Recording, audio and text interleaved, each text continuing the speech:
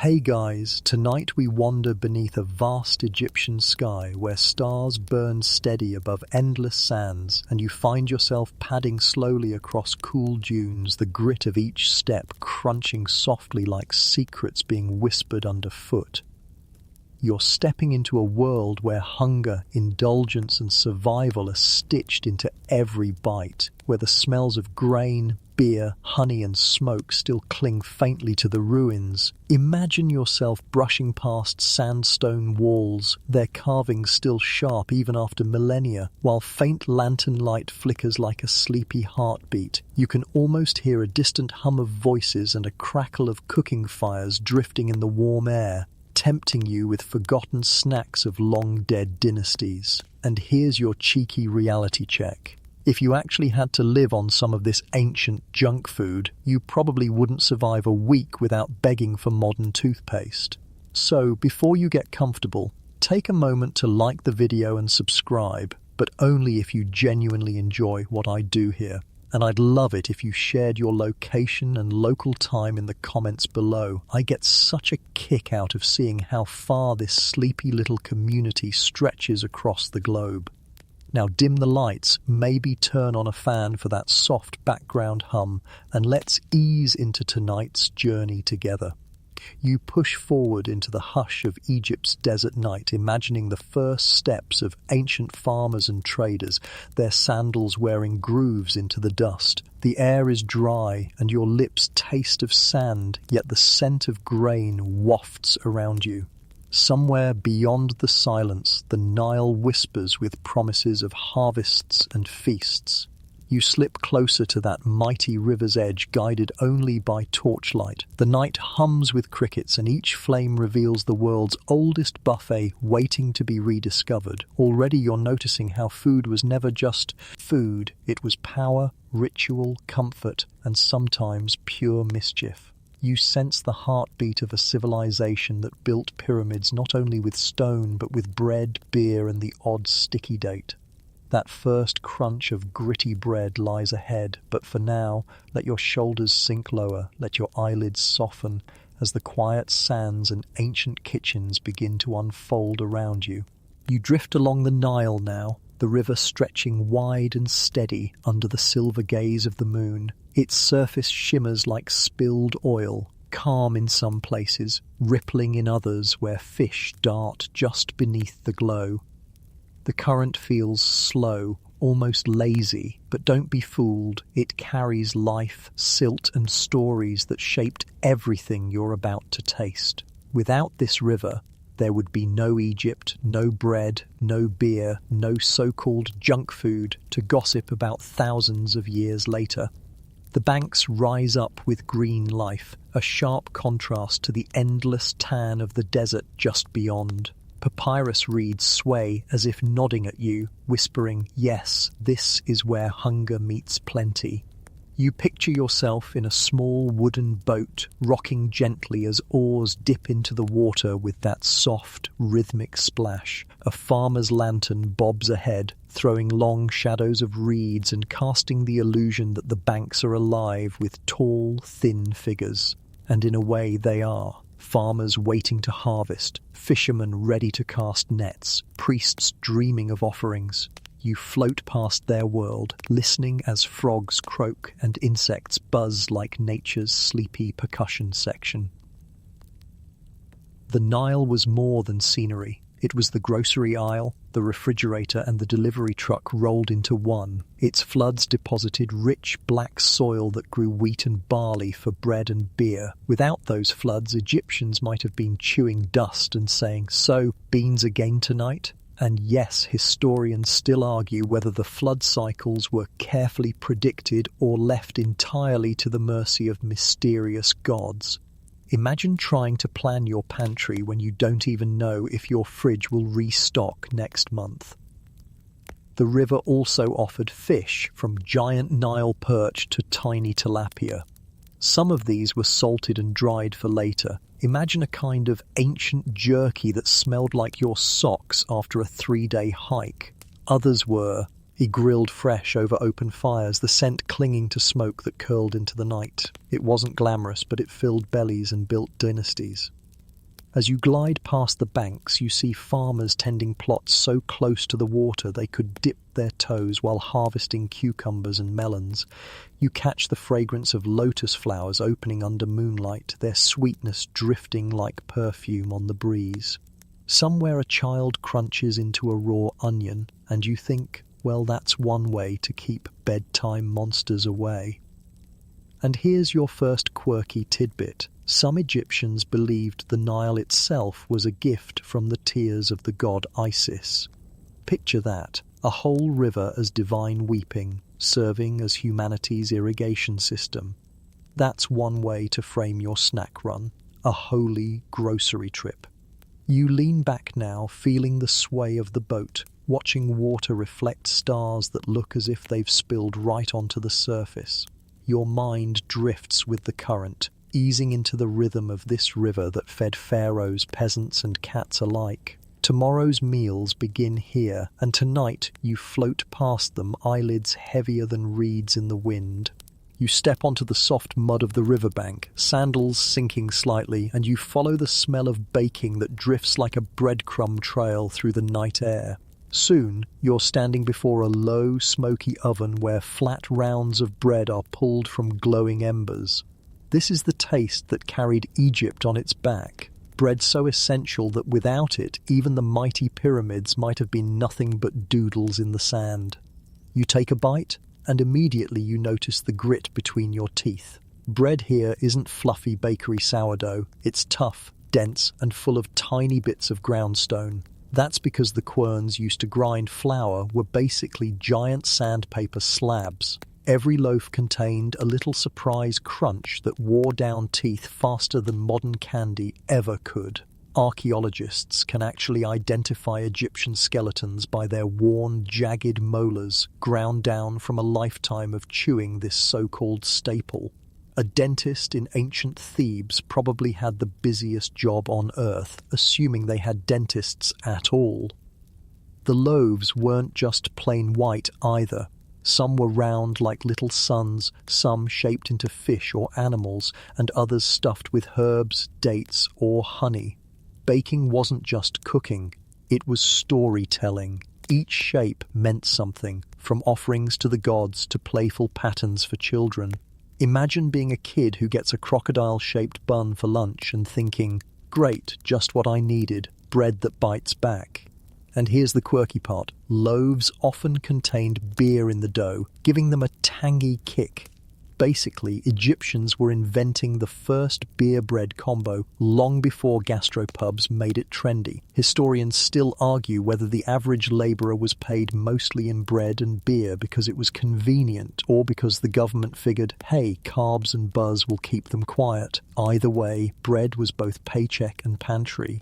Now you picture workers hauling limestone blocks, pausing to gnaw on a gritty loaf that probably chipped more teeth than it fed. Yet in those moments, bread was survival, a steady, if crunchy, heartbeat in every stomach. Priests blessed it, families baked it daily, and pharaohs demanded it by the basket. It wasn't glamorous, but it was sacred. The smell of baking clings to you as the ovens roar softly in the night. Smoke curls lazily, sparks rising like tiny fireflies against the dark sky. You imagine markets stacked with bread pyramids of their own, sellers shouting over one another, the air thick with roasted grain and human impatience. Children tug at their mothers' sleeves, begging for honey-dipped loaves, while traders argue about whether the flour was cut with too much sand this time. And here's your reality check. You'd probably be full after 2 bites, not because it was delicious, but because your jaw would give up from the effort. Still, as you chew, there's something grounding about it. This was the taste that carried empires, that fueled labourers, that filled bellies at the end of long, dusty days. You wipe flour from your hands, leaning back against a mud brick wall, letting the crunch of bread settle in your mouth as your eyes grow heavier. Tomorrow, sweeter treats await, but tonight you sit in the glow of an oven, hearing the hum of ancient Egypt's most faithful snack, Your jaw is still sore from gnawing that gritty bread when a different aroma drifts past, warm and sweet, like a dessert aisle hidden in the shadows of palm trees. You follow it into a grove where date palms stand tall, their fronds whispering softly against one another as if they're gossiping about the day's harvest.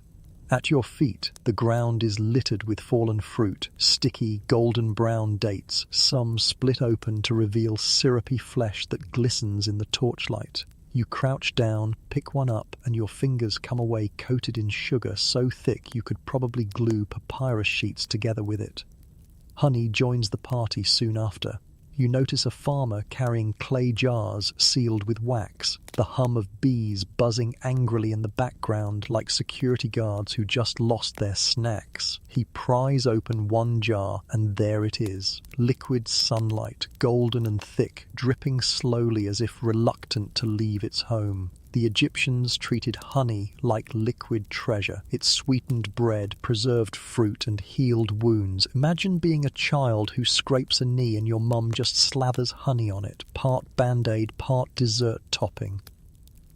Now here's a quirky tidbit. Honey wasn't just food. Sometimes it was used in cosmetics and even embalming, giving pharaohs what you might call a sticky send-off.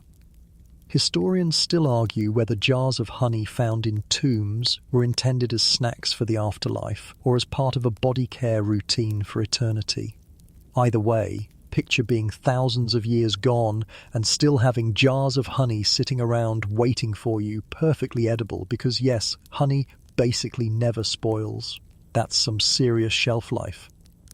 Dates, on the other hand, were the original energy bars. Workers carried them to the fields, travellers packed them for desert treks, and kids gobbled them like candy. Crush a few into paste, mix with nuts, and you've got the prototype for a modern protein bar minus the shiny wrapper and questionable flavour names like Berry Blast. And if you combined dates with honey, well, congratulations, you just invented the world's stickiest midnight snack. As you chew slowly, the sugars coat your tongue, and you feel a little jolt of energy, almost too much for bedtime. Sweetness clings to your lips while cicadas sing, their high-pitched rhythm echoing the rush of ancient markets where sellers waved trays of honey cakes and date balls, shouting promises of best sweets in Memphis, no sand included. A child giggles nearby, face smeared with honey like war paint, and you realize that snacking, whether 3,000 years ago or today, always leaves the same sticky fingerprints. You lean back against a palm trunk, the bark rough against your shoulders, and gaze at the stars poking through fronds. The sweetness lingers, and you imagine it washing away the grit of bread and the tang of beer. Tonight, Egypt has revealed its softer side, indulgent and playful. Your eyelids droop as bees hum lazily in the distance, like nature's lullaby, and your mind drifts to the thought that sometimes survival tastes like stone-ground flour, but joy tastes like honey dripping slowly into your hands. You're still licking honey from your fingers when the unmistakable smell of fermentation drifts through the night, earthy, sour, and oddly comforting. You turn your head and there it is, a cluster of clay jars bubbling quietly, their contents foaming like mischievous potion experiments. This is Egyptian beer, but don't picture frosty mugs or golden lagers. No, this is thick, cloudy, and closer to porridge that decided to become a party. You peer into one jar and watch as chunks of partly baked bread float in the brew, dissolving slowly into a mash. The liquid is murky, yeasty, and dotted with little bubbles rising to the surface. Someone stirs it lazily with a stick, humming a tune, while you imagine them thinking, "Yep, this will taste just fine once your standards are low enough." And honestly, it did. Beer was the drink of the people, served with breakfast, lunch, and dinner. Imagine starting your day with a bowl of frothy carbs. It's basically a liquid bagel with a kick. Here's your mainstream fact. Workers building pyramids were often paid partly in daily beer rations, sometimes as much as 4 litres a day. That's not a typo, 4 litres. Suddenly, the mystery of how anyone survived hauling stone blocks in the desert heat seems a little less mysterious. You'd probably feel invincible after that many bowls of liquid courage. Historians still argue whether the beer was strong enough to actually get people tipsy, or whether it was more like safe, nutritious hydration. Either way, it kept spirits high and waterborne diseases low. And here's your quirky tidbit. Egyptians even brewed different brands of beer, some thick and hearty for labourers, others lighter and flavoured with dates or herbs for the elite. You can picture a scribe rolling his eyes saying, "Ugh, you drink that beer, I only drink Blue Nile Light." Branding may be modern, but snobbery over drinks is eternal. The ritual of drinking wasn't just about thirst, it was community. People gathered around, clay cups clinking, jokes spilling out faster than the brew itself. You imagine laughter echoing through mud brick streets as someone tips their bowl too far and ends up with beer dripping down their chin. Children slurp watered-down versions while parents trade gossip and priests pour libations for the gods. Beer was nourishment, paycheck, medicine and celebration rolled into one frothy concoction. Of course, it wasn't glamorous. You picture the texture, grainy, chewy, and just thick enough to make you question your life choices. But as the night breeze carries that malty scent, you realize how important it was. Without beer, there may have been no laborers with the strength or patience to carve history into stone. You tip an imaginary bowl to your lips, tasting the sour tang, the grainy weight, the faint sweetness of dates mixed in. It's oddly satisfying if you can ignore the chewiness. A cat prowls by, sniffing at the jars, tail twitching like even it knows this brew fuels civilizations. You lean back, belly warm, eyes heavy, listening to the bubbling jars like they're softly snoring in the corner. Egypt's heartbeat is bread, but its laugh, its looseness, its ease, that's beer whispering through the night. The warmth of beer still buzzes gently in your chest when you stumble into the glow of torches and the thump of drums. You've wandered straight into a festival, and suddenly the night is no longer quiet but alive. Laughter bouncing off mud brick walls, children darting between legs, and the air thick with smoke and sizzling fat. You catch the scent first. Goose, goat, and ox meat roasting on spits, juices hissing as they drip onto glowing coals. It's a carnival for the senses, and you can't help but smirk at how much it feels like a backyard barbecue, just with more hieroglyphs carved on the walls. The Egyptians loved their festivals, not just for fun, but as sacred duty.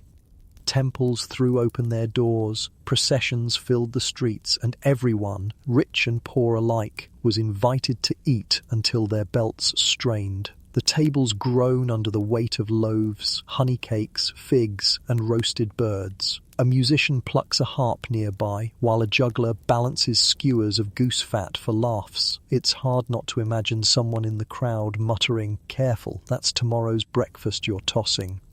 Here's your mainstream fact. Festivals often marked religious calendars, celebrating gods like Hathor, Isis, or Osiris, with food as offerings and entertainment. For the people, though, it was also the one time of year when a farmer might get a taste of meat or sweets, usually reserved for elites. Historians still argue whether these gatherings were more about genuine worship or clever ways for rulers to keep citizens fed and loyal. Either way, the sizzling goose tastes divine when you've been living on onions and bread dust. Now for a quirky tidbit. Records mention feasts so wild that leftover food sometimes piled high enough to feed villages for days after. Imagine stumbling home stuffed, only to trip over a mound of spare honey cakes left in the street like edible confetti. E.g., PT didn't invent the all-you-can-eat buffet, but they certainly practiced it. The night pulses as dancers whirl in linen skirts, anklets jingling, arms swaying with hypnotic rhythm. You watch servants ladle out bowls of beer, the cloudy drink spilling freely as voices rise in song. Somewhere nearby, two farmers argue over whose onions tasted sharper, and a child tries to sneak figs while no one's looking. The chaos is warm, messy, human. You tear into a skewer of roasted goose, grease dripping onto your hand, and you laugh softly at the thought that, in this moment, you're eating exactly as an ancient Egyptian did. No forks, no plates, just hands and appetite. A puff of smoke curls into your nose, making you cough, and you wave it away with a sleepy grin.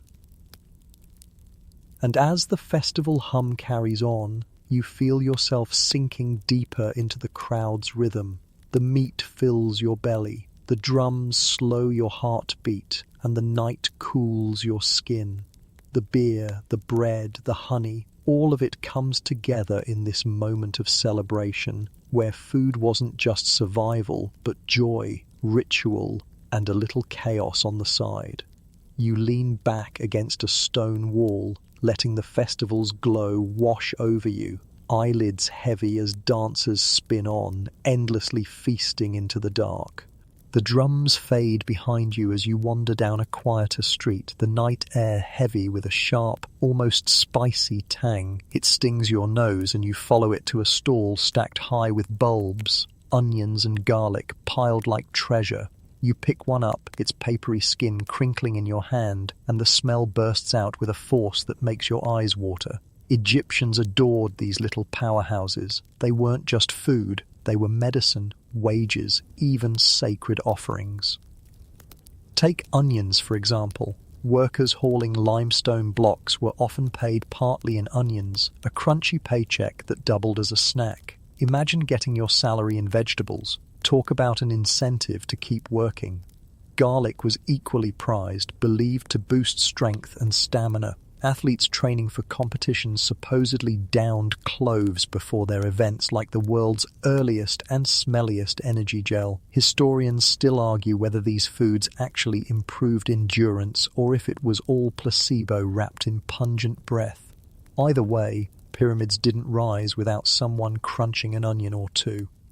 Here's a quirky tidbit. Onions were thought to ward off evil. Their strong smell was believed to scare away demons, bad spirits, and possibly anyone standing too close. Some tomb paintings even show onions tucked among offerings for the dead. Imagine journeying into the afterlife armed not with swords or gold, but with a sack of onions for protection, practical and portable.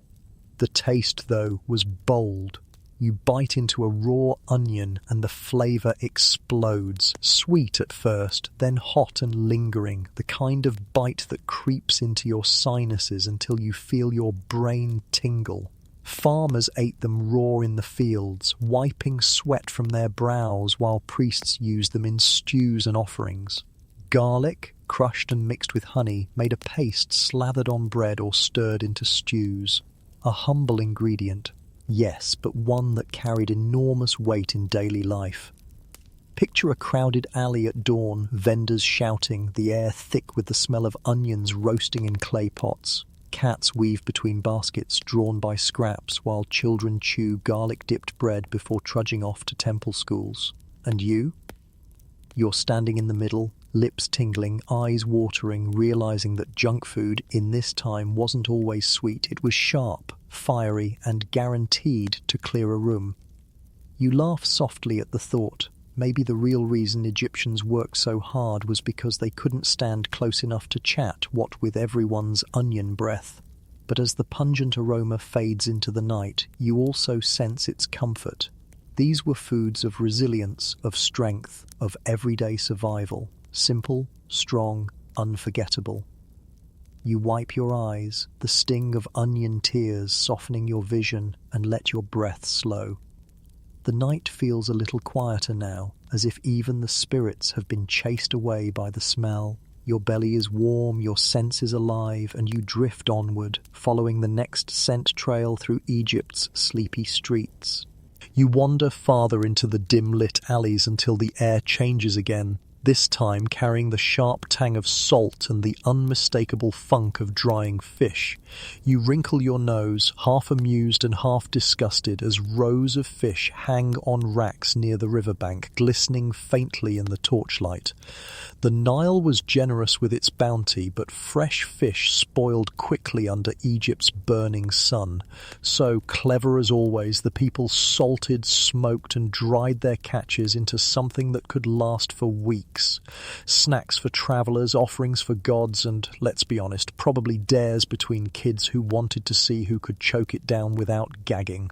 The mainstream fact here: salted fish wasn't just a peasant's meal. Even nobles ate it, sometimes cooked into stews with herbs or blended into sauces. Fish bones and scales show up in digs all across Egypt, proof that the stinky snack was everywhere. Yet historians still argue whether Egyptians preferred fish fresh and grilled or preserved and pungent. The debate continues like a never-ending food fight, one side swearing by the smoky flavour, the other shuddering at the stink. And here's your quirky tidbit. Some records mention fish being mashed into pastes, almost like ancient Egyptian anchovy spread. Imagine slathering that onto a gritty loaf of bread and pretending it's a delicacy. You probably wouldn't survive a bite without needing twice as much beer to wash it down. Still, for Egyptians on long journeys or soldiers in the field, salty fish was life insurance packed neatly into baskets. You picture a fisherman hauling in his net at dawn, tilapia and Nile perch thrashing as the river sparkles with sunlight. By afternoon, the catch is already hanging to dry, scales flashing like little mirrors in the heat. Cats circle hungrily, tails flicking as they plot their thefts, while children run off with scraps, giggling a as if they've stolen treasure. A vendor calls out in the market, waving strips of fish like savoury ribbons, and customers argue over whose is fresher, or at least less rotten. You take a cautious bite of dried fish, the salt hitting first, sharp and overwhelming. The texture is chewy, almost leathery, with a lingering aftertaste that refuses to let go. It's not glamorous, not indulgent, but it's practical. This was road food, survival food, the kind of snack you carried when choices were slim and hunger was patient. And yet, sitting by the racks, listening to the hiss of salt crackling in the air, you find something comforting in the simplicity. Fish tied Egypt together, river to market, farmer to priest, child to traveller. Even in its stinkiest form, it kept people moving, working and living. You lean back, the breeze carrying both relief and reek, and you smile softly at the thought. Not all junk food is sweet. Some is salty, smelly, and just stubborn enough to endure thousands of years in memory. You slip away from the salty tang of drying fish and find yourself in the glow of a clay hearth, where a pot simmers gently, bubbles rising with the smell of earth and comfort. Inside is a thick stew of fava beans and lentils, staples that carried Egyptians through endless days of labour and prayer. You lift the lid, steam fogging your face, and the aroma is humble yet rich, the kind that makes your stomach grumble, even though you know it's nothing fancy. The mainstream fact: beans and lentils were a cornerstone of the Egyptian diet, cheap, filling, and available year-round. From the poorest farmer to the priest in the temple kitchens, these legumes found their way into daily meals. Historians still argue whether the beans were eaten mostly whole, mashed into pastes, or baked into loaves, but everyone agrees they were everywhere. Imagine building pyramids on bowls of bean stew, and suddenly bean power feels less like a joke and more like a survival tactic. Here's your quirky tidbit. Some sources hint that beans had mystical or even slightly suspicious reputations. Certain priests avoided them, claiming beans contained the souls of the dead. or at least caused unpleasant side effects when eaten in excess. You probably don't need a history book to figure out what those side effects were. Picture a crowded worker's hut after a night of bean stew. Let's just say ventilation was crucial. You watch as a woman ladles stew into bowls, handing them to children who blow on the hot surface before slurping noisily. A farmer dunks a hunk of coarse bread into the pot, soaking up every drop, while a cat stretches hopefully toward the rim. The stew is thick, flecked with garlic, onions, maybe a drizzle of oil if the household is lucky. It's hearty, nourishing, and repetitive, the kind of dish that tastes fine once, but by the third bowl of the week, you're wishing for honey or goose. Fat instead. And yet, the simplicity has its charm.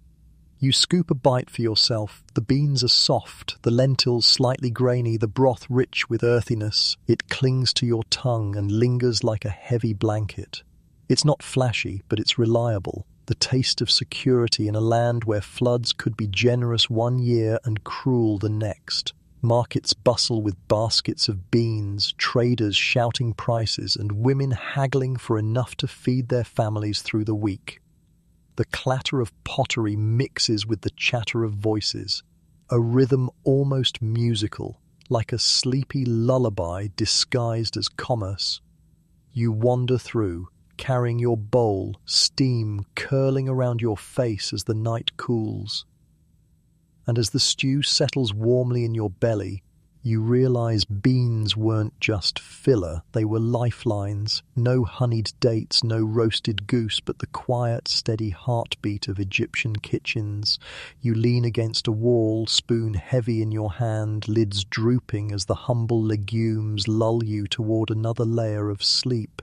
The stew still warms your stomach when you notice a caravan rattling into the city, its donkeys braying softly, hooves crunching over the dusty road. Lanterns sway from the carts, casting gold arcs of light, and with each creak of the wheels, a new fragrance rides the air, something not native, not Nile-born, but foreign and thrilling. You edge closer and see jars wrapped in reed mats, bundles tied with ropes, and spices so pungent you feel your nose twitch before your eyes even catch the source. This is Egypt's flirtation with the exotic. Cinnamon from distant lands, incense from Arabia, and pepper that travelled farther than most people ever dreamed. Here's your mainstream fact. Egypt's wealth and position along trade routes made it a hub for imports. Goods travelled from Nubia, Punt, Mesopotamia, and even as far as India. Spices and rare foods were reserved for the elite, priests, pharaohs, nobles, while commoners mostly heard rumours of their flavours. Historians still argue whether cinnamon reached Egypt as early as the New Kingdom or whether later generations embellished those claims. But either way, the mere mention of it was intoxicating. Imagine hearing whispers of a spice so valuable it could buy gold, yet never tasting it yourself. And here's a quirky tidbit. Exotic foods sometimes arrived with just as much myth as taste. Traders spun stories of giant birds guarding cinnamon trees or spices gathered from the nests of mythical creatures. You can almost picture an Egyptian scribe rolling his eyes, thinking, right, sure, totally believable, before jotting it down anyway. Marketing spin is older than we like to admit. The nobles indulged, though. You peek into a villa where servants sprinkle cinnamon into wine, drizzle foreign resins onto roasting meat, and stir honey with pepper into a concoction both sweet and sharp. To your tongue, it might seem strange, but to theirs, it was luxury, a way of tasting the world beyond their desert. A princess nibbles delicately on spiced pastries, while her brother brags about how many jars of imported cinnamon he can hoard. You smirk at the thought that even back then people flexed their wealth by flaunting overpriced groceries. Meanwhile, outside those palace walls, a farmer chews the same onion bread you met earlier, unaware, or maybe uncaring, that somewhere a noble is sneezing on imported pepper. The contrast is sharp, like the spices themselves. For some, food was survival. For others, it was spectacle. And the Nile, with its boats and bustling docks, was the grand conveyor belt between the two. You walk through the market, brushing past stalls with piles of sesame seeds, jars of honey laced with imported resin, and even dried figs dusted with foreign spice. Traders shout, their voices rising above braying donkeys and clinking amphorae. One man swears his cinnamon can cure colds and heartbreak alike, while another insists his pepper wards off evil spirits. You don't buy either story, but the scent is enough to make you linger. You pause at a small brazier where skewers sizzle, the meat rubbed with something sharp and fragrant. You take a bite, and the flavour bursts on your tongue, earthy, fiery, alien. It's both overwhelming and addictive, the kind of taste that rewires your idea of food in an instant. You close your eyes, savouring the heat, wondering if this is how Egyptians felt when they first tasted a spice from beyond their borders. The night grows quieter, the caravan wagons creak to rest, and the air still carries that distant promise of flavours born far away. You lean against a jar, stomach tingling with warmth, eyelids heavy, as if the spices themselves were lulling you into strange, vivid dreams. Egypt may have been built on bread and beer, but in these exotic imports, it stead the wider world, and so do you, drifting deeper into its sleepy embrace. The spices fade into memory as you turn down a narrow lane, where the air feels thicker, busier, full of voices that overlap like waves on the Nile. You've wandered into the heartbeat of the city, the street food stalls. Fires crackle, oil sizzles, and the smell of frying dough hangs like a blanket over the crowd. You weave through merchants shouting prices, women haggling with sharp gestures, and children darting to snatch a quick bite before being shooed away. It feels startlingly familiar, like a modern food market with just fewer neon signs and far more donkeys. Here's your mainstream fact. Egyptians didn't only cook at home. Archaeological digs have revealed evidence of small food stalls where prepared dishes were sold, much like a fast food stand today. Lentil soups, fried breads, and skewered meats fed busy workers and travellers on the go. Historians still argue whether these stalls were strictly lower-class hangouts or whether everyone, from farmers to scribes, grabbed a quick snack now and then. But the smells wafting down these streets make one thing clear: convenience food isn't new. Now for a quirky tidbit. Imagine falafel's ancestor sizzling in clay pans. While falafel itself likely came much later, Egyptians fried doughs and beans into patties that weren't so different. You pick one up, steaming hot, crunchy on the outside, soft inside, and nearly burn your tongue as you bite. Somewhere across the centuries, the fast food family tree stretches from this smoky stall straight to your corner shop. Vendors shout over each other, each promising the best. "My bread is softer," one cries, while another insists his skewers are blessed for luck. You laugh under your breath, realizing the art of overselling has been alive for millennia. The clatter of pots and sizzling oil punctuates the air like percussion. Cats weave between ankles, tails high, hoping for droppies. Crumbs while donkeys bray in protest at the crush of bodies. You stop at one stall where a man ladles steaming soup into clay cups, thick with beans and herbs, the broth rich enough to make your stomach rumble. At the next, a woman flips discs of dough onto a hot stone, sprinkling them with garlic oil until the air glistens with its aroma. You taste both, one hearty and warm, the other crispy and sharp, and realize these little bites aren't just sustenance. They're community, chatter, life pressed into food you can eat standing up. A boy tries to sell you figs dipped in honey, his smile cheeky as he insists they're better than anything Pharaoh eats. You hand over a few tokens and the first bite proves him right. The honey drips down your fingers, the fig bursts sweet on your tongue, and you don't even care that your hands are sticky. Around you, people laugh, argue, sing, and slurp, the chaos somehow soothing. Street food was never glamorous, but it was intimate. Each stall carried a family's livelihood, each flavor a story, each sizzling pan a memory etched into stone alleys. And here you are, drifting through it all, bell full, senses softened, eyes heavy. The sound of oil popping and vendors shouting melts into background hum, like a lullaby disguised as noise. You lean against a wall, honey still clinging to your lips, and let the city cradle you in its busy, delicious arms. The chaos of the street fades behind you as you drift toward the glow of torchlight flickering on polished stone walls. The noise shifts here, quieter, more controlled, the voices hushed and tinged with reverence. You've stumbled into the orbit of royalty, and tonight the palace is alive with a banquet. Servants hurry past, balancing trays stacked with food so rich it makes your bean stew from earlier seem like crumbs. You slip into the hall, and your eyes widen. Long tables stretch endlessly, draped in linen, weighed down by dishes glittering in gold and silver. The mainstream fact: royal banquets weren't just about eating, they were political theatre. Pharaohs used feasts to impress guests, reward allies, and remind everyone who really controlled the flow of grain, meat, and honey.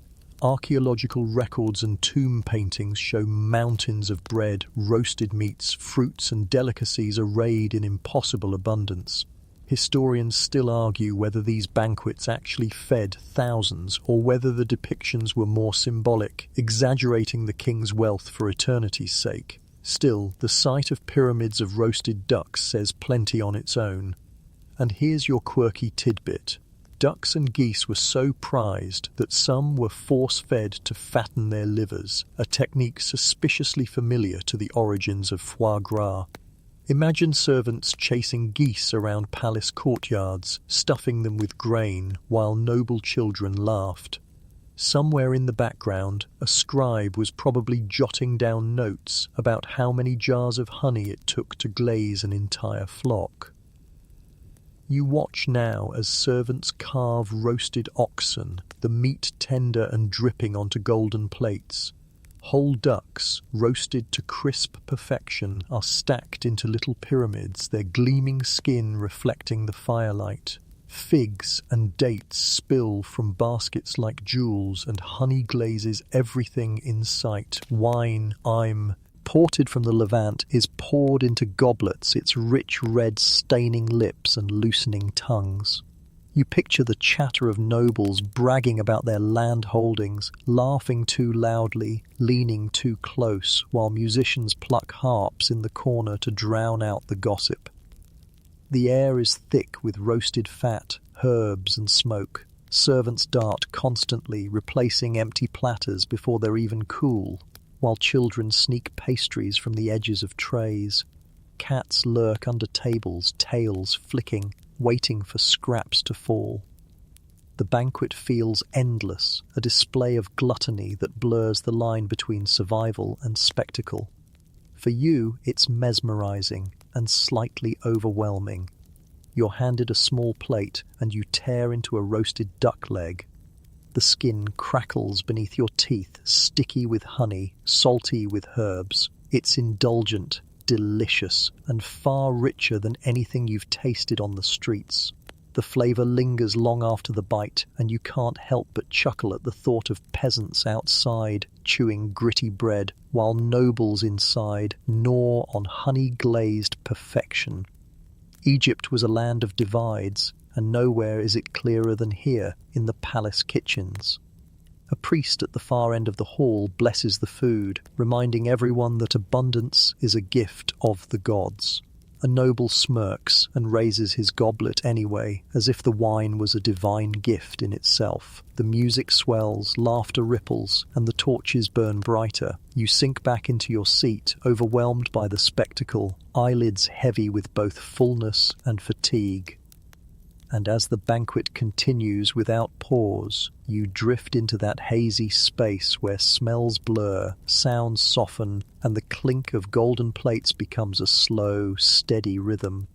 Egypt's rulers may have feasted like gods, but you, too, are full now, lulled into drowsy peace by the sheer weight of roasted abundance. The palace feast fades behind you, its golden plates and roasted geese dissolving into memory, but your mouth still tingles with the sweet glaze of honey. As you drift into the quieter courtyards, you catch another aroma, lighter, buttery, almost playful. A small group of servants huddle around a clay oven, pulling out delicate pastries stacked on trays. Unlike the heavy bread of the fields, these are flaky, layered, and dripping with honey. Your stomach perks up instantly. Here's the mainstream fact. Egyptians were among the earliest bakers to experiment with pastries.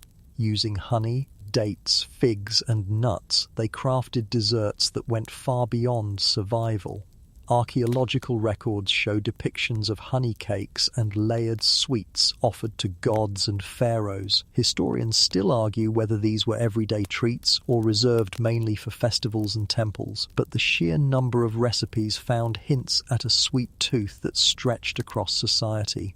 And here's your quirky tidbit. Some pastries were shaped into little animals or flowers, decorative bites meant to delight children or amuse nobles. Imagine biting into a honey-dripping pastry shaped like a duck while sitting next to an actual roasted duck. That's dessert inception right there. You take one from the tray, a small triangle of layered dough stuffed with crushed dates. The crust is golden, crisp, and flaking apart in your fingers, while the filling oozes sticky sweetness. The first bite shatters softly, the honey clings to your lips, and for a moment the heaviness of lentils and onions is completely forgotten. It's indulgence in its purest form, proof that Egyptians, like us, understood the power of dessert to end the day on a high note. The servants laugh quietly as they work, stealing bites themselves when no one's looking. Children dart in, faces sticky with sugar, giggling as they lick honey straight food. Rom bowls. A cat paws at a fallen pastry, dragging it away triumphantly as if it has just conquered an empire. You smirk, realizing that junk food has always had its thieves, whether siblings sneaking cookies or cats making off with pastries in palace kitchens. Nearby, a scribe records inventory, muttering about how many jars of honey have vanished. You picture him shaking his head, muttering, "If this keeps up, Pharaoh's pastries will just be dry bread." It's a scene as ordinary as it is eternal, accountants frowning while bakers create joy. The air in the courtyard glows with torchlight reflecting off honeyed surfaces. Every pastry glistens, catching firelight like amber. You lean back, chewing slowly, savouring the crunch and the syrup. The taste lingers, rich and warm, making your eyes flutter with drowsy delight. The sound of laughter softens, the clatter of trays fades, and even the buzzing of bees drawn to leftover honey seems like part of a lullaby. As you finish, your fingertips sticky, you realise something simple. While bread and beans kept Egyptians alive, it was treats like these that made them smile. Survival is one thing, but joy, that's what honey pastries offered. And tonight you feel that same sleepy joy, letting the sweetness carry you deeper into the warm, drowsy arms of history. The stickiness of honey pastries still clings to your fingers as you leave the palace courtyard behind. The night air cools against your skin, and with it comes a different sensation, hunger that isn't always satisfied. You wander past mud brick homes where smoke curls thin and faint from small hearths. The smell here is simpler, thinner, a stark contrast to the golden abundance of banquets. This is the reality for most Egyptians. Meat was rare, precious, and for many more dream than dinner. The mainstream fact, meat was not a staple in the average Egyptian's diet. most commoners relied on bread, beans, onions, and occasional fish. Meat, whether goat, sheep, or cattle, was a luxury, appearing at festivals or special occasions. Even when slaughtered, animals had to be divided carefully, with the choicest cuts going to elites. Historians still argue whether commoners ate much beyond scraps of meat stewed into broth, or whether most lived their entire lives without more than the occasional bite of flesh. And here's your quirky tidbit. Tomb paintings show exaggerated hunting scenes, with nobles spearing wild antelope or chasing desert hares, creating the impression of endless supply. In reality, most of these hunts were staged performances. The average farmer wouldn't see antelope on his table. He might get a spoonful of goat fat in his stew if lucky. The art promised what daily life rarely delivered. You picture a family gathered around a small clay pot, the mother stirring a thin broth while the father carefully drops in the tiniest strip of goat. Children wait eagerly, eyes wide, as if a sliver of meat could transform their meal. The broth is earthy, the meat tough, but for them it's a celebration. Cats hover nearby, tails flicking in hope of catching scraps, while smoke seeps slowly into the night sky. Meanwhile, nobles recline on cushioned benches inside their ville, as gnawing roasted ribs and geese. The contrast is sharp enough to make you wince. The same land, the same river, but two very different menus. You imagine the envy, the quiet longing, as workers walked past the palace walls, smelling roasting meat they would never taste. Food was survival, yes, but it was also power, and nothing displayed that divide more clearly than meat. You take a cautious bite of tough goat stew, the broth salty, the flavour faint.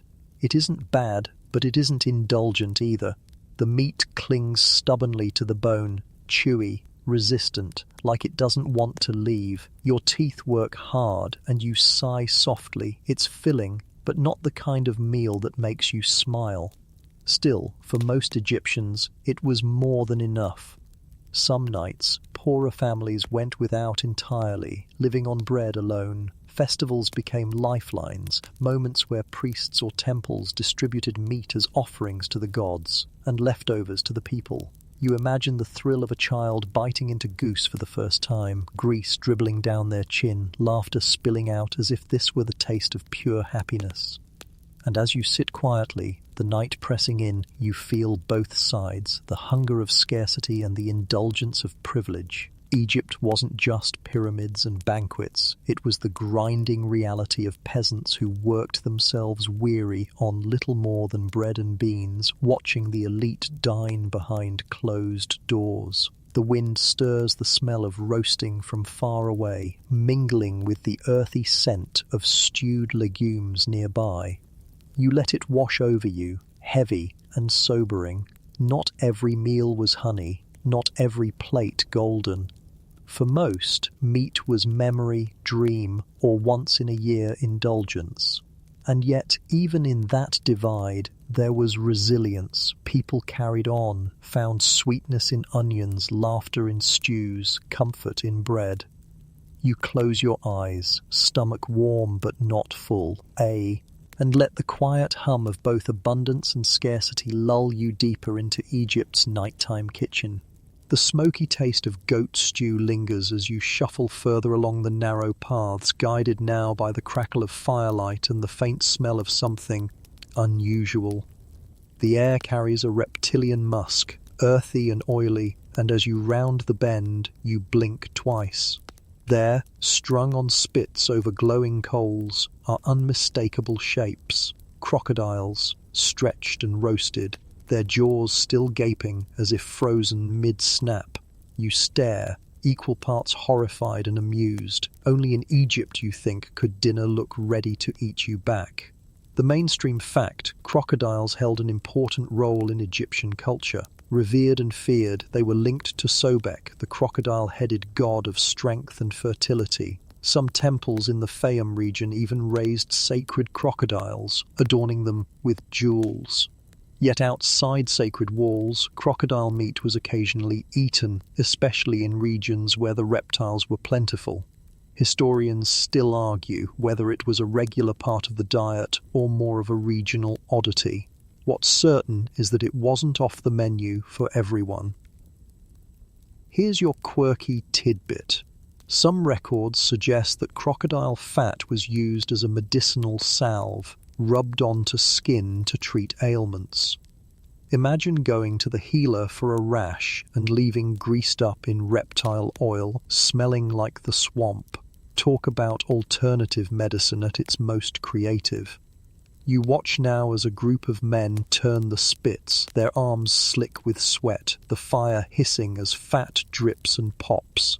The crocodile's hide is charred, its meat crackling, while smoke curls upward, carrying the scent somewhere between chicken and fish with a hint of river mud. One man slices a strip, holds it up, and chews with surprising satisfaction. He gestures for you to try. You hesitate, then bite. The flavor is tough, gamey, with a fish-like edge that clings to your tongue. It's not unpleasant, but it's not something you'd crave. Either. You laugh under your breath, whispering "reptile deluxe," and wonder if the ancient Egyptians dared each other into tasting it the same way modern friends might challenge one another with bizarre snacks. Around the fire, children giggle nervously, poking at the roasted beast's teeth, while older men swap stories of Sobek's temper, reminding each other not to mock the sacred animal too openly. Reverence and appetite mix uneasily here, the tension of eating something worshipped by some but feared by all. You smirk at the irony, a god who demands offerings and occasionally ends up as one himself. The market in this part of town smells different too, less bread and onions, more river and smoke. Fishmongers glance at the crocodile roast with envy, while farmers pass by shaking their heads. For them, beans and lentils are the safe bet, but for hunters by the Nile, a crocodile was both danger and feast. You chew another bite, slower this time, imagining the strength it took to wrestle such a creature from the river. Spears flashing, nets straining, adrenaline surging. Every bite must have felt like victory, like taming chaos itself. And yet, for all its drama, the meat is just chewy, salty, and a little odd. The fire pops, sparks drift into the night, and the roasted reptile hisses as though it still protests. You lean back, belly tingling with the strange flavor, and smile softly. Tonight you've joined the small circle of humans who've tasted both bread gritty with stone and crocodile chewy with river. That's the charm of Egypt's table, sometimes sweet, sometimes humble, sometimes bizarre enough to make you wonder if you're dining or simply surviving. Your eyes droop as the fire crackles on, the crocodile turning slowly, its roasted skin gleaming in the night.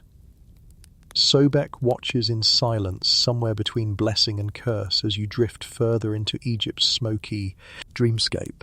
The smoky tang of crocodile meat still lingers when a gentler scent drifts your way, cooler, creamier, far less intimidating. You follow it into a courtyard where clay jars sit in neat rows, some covered with linen, others cracked open to reveal pale, soft curds. A woman stirs one jar, scooping out a thick, white paste that clings to her spoon. This isn't bread or beer, this is dairy, the comforting, tangy backbone of many Egyptian meals. The mainstream fact, dairy was common in Egypt, especially for farming families who kept cattle, goats and sheep. Milk was consumed fresh, but more often transformed into cheese or curd to last longer in the heat. Butter was rarer but not unknown, churned in goatskins or jars. Historians still argue whether cheese was considered a delicacy or everyday fare. Tomb paintings and residue suggest both possibilities. For some, it was a simple farmer's snack. For others, a temple offering worthy of the gods. And here's your quirky tidbit. Some ancient medical texts recommended sour milk as a remedy for stomach issues. Picture being told, "Here, drink this spoiled milk, it'll settle your belly." You'd probably raise an eyebrow, but for Egyptians it was medicine, and maybe an early form of yogurt therapy. You take a sip from a small cup, and the milk is tangy, almost fizzy, like yogurt with a kick. It coats your tongue, smooth but slightly sour. Then you nibble a crumbly cheese wrapped in leaves, salty and earthy, with a sharpness that wakes you more than it soothes you. Farmers ate this during long hours in the fields, tearing off chunks with gritty bread, washing it down with beer or water. For them, it was comfort food, simple, reliable, filling. Children nearby lick clay bowls clean, their lips coated in white streaks, while goats bleat impatiently in the background. Cats prowl closer, eyes glinting, tails twitching at the faint smell of curd. The courtyard hums with ordinary life. Jars stacked, milk poured, laughter echoing. You feel a wave of calm wash over you. Unlike honey pastries or crocodile feasts, dairy is humble, nourishing every day. In wealthier homes, cheese appeared at banquets alongside figs and honey, the salty balancing the sweet.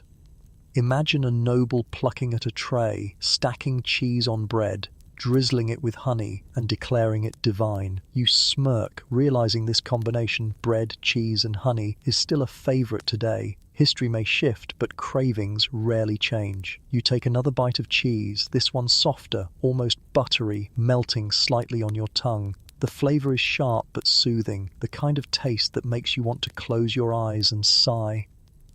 In the corner, an elderly farmer sits with a jar of sour milk, sipping slowly, smiling to himself as if it carries memories sweeter than honey.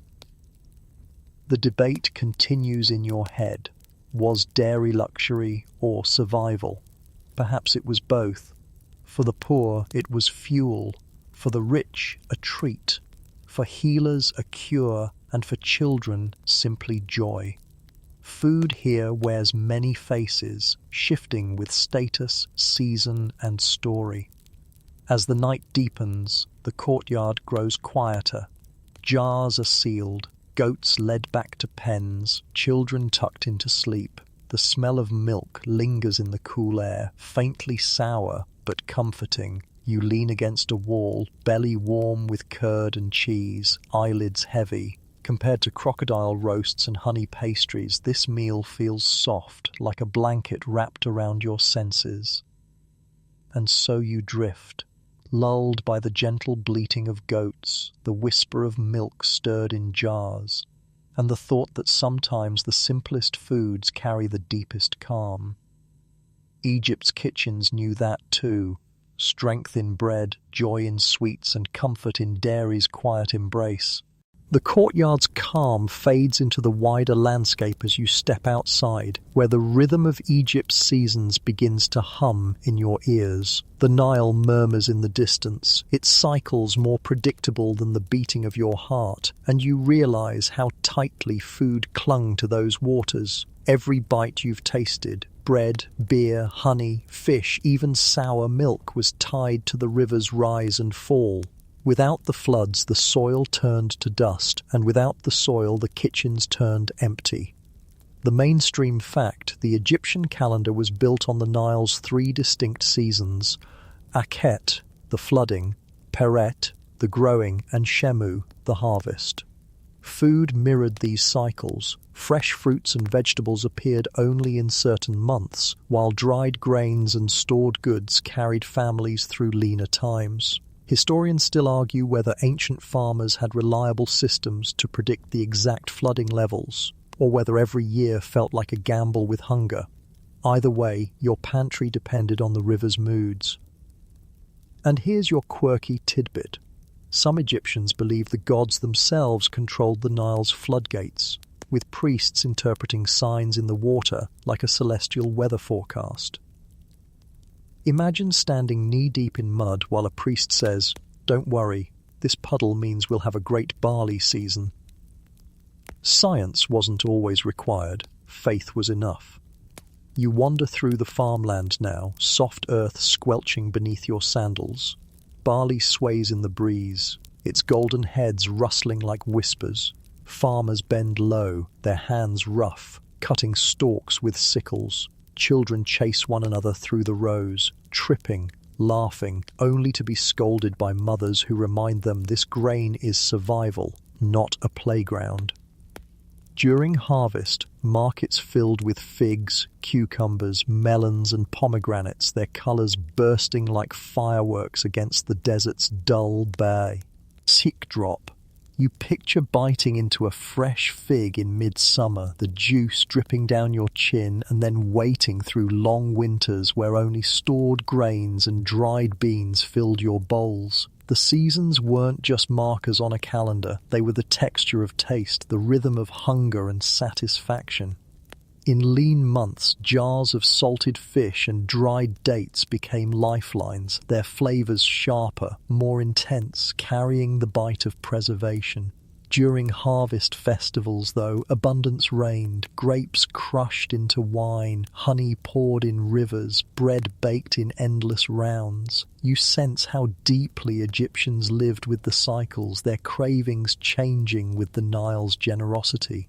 You stop by a family preparing for winter. The father packs jars with dried figs, tamping them down until the clay nearly cracks. The mother salts strips of fish, arranging them neatly, while the children drop lentils into woven baskets. It's like watching an ancient version of stocking a pantry, only instead of canned goods and refrigerators, everything depends on clay jars, cool cellars, and careful hope.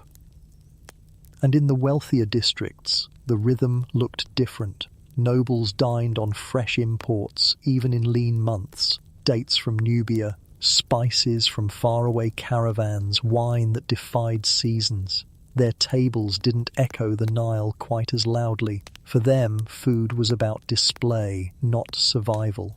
Still, even Pharaoh himself watched the flood levels with anxiety. Not even the richest palace could feast without the river's grace. You chew thoughtfully on a dried fig, its sweetness concentrated like a pocket of sunlight. The taste reminds you that every Egyptian, farmer, priest, scribe or pharaoh lived in orbit around the Nile's pulse. Crops bloomed, markets swelled, feasts erupted, and then scarcity returned, all in the slow circle of water and soil. The night air cools, cicadas sing, and you feel too. The weight of this cycle pressing gently on your shoulders. Food was never just food. It was the calendar itself, measured not by days or hours, but by floods, harvests, and hunger. Your eyelids grow heavy as the fields whisper around you, and you drift with them, carried into the gentle rhythm of Egypt's eternal seasons. The fields fade into shadow as you drift along a torchlit path, guided by the faint scent of herbs crushed beneath bare feet. The air is thicker here, tinged with something sharp and resinous, garlic, coriander and honey blending not in a kitchen but in a healer's courtyard. A row of clay jars stands neatly along a mud brick wall, each labelled with hasty marks. Some hold dried plants, others sticky pastes, and still others liquids so pungent you wrinkle your nose before you even know their purpose. This is food, yes, but it's also medicine. The mainstream fact: Egyptian medicine relied heavily on ingredients pulled directly from the pantry. Honey, onions, garlic, figs and beer all appear in medical papyri as cures for ailments ranging from cuts to coughs. Healers weren't doctors in the modern sense, but priests and scribes who mixed culinary knowledge with ritual incantations. Historians still argue whether these recipes worked purely as medicine, placebo, or magic. But honey's antibacterial qualities and garlic's immune-boosting power prove some of them weren't just superstition. And here's your quirky tidbit. One papyrus describes a cure for a toothache involving a mixture of onions, cumin, and, wait for it, donkey's milk. You can almost picture a patient sighing, "Thanks, but I'll just keep the toothache." Still, these remedies show the Egyptians' creativity, even if some sound suspiciously like kitchen accidents rebranded as medicine. You watch a healer at work now, grinding garlic with a pestle, mixing it with honey into a golden paste. He smears it over a small wound on a farmer's arm, murmuring words of blessing as the sticky concoction clings to the skin. Another jar contains barley mixed with herbs used to soothe fevers. A bowl of beer foams quietly in the corner, ready to be prescribed as a laxative or tonic, depending on the need. The line between eating and healing blurs here. A child coughs, and the healer hands her a fig stuffed with herbs, instructing her to chew slowly. A man with sore muscles receives a warm compress soaked in spiced wine. Food is medicine, medicine is food, and both are bound by ritual. Incantations are whispered as often as ingredients are stirred.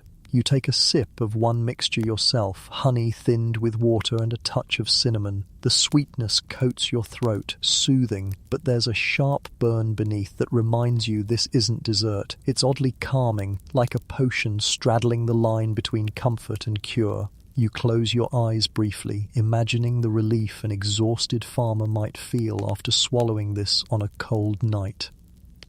Markets reflect this overlap too. Vendors don't just sell onions as food, they advertise them as strength for builders, protection for the sick, and even charms against evil spirits. Honey jars are praised not only for sweetness but for healing wounds.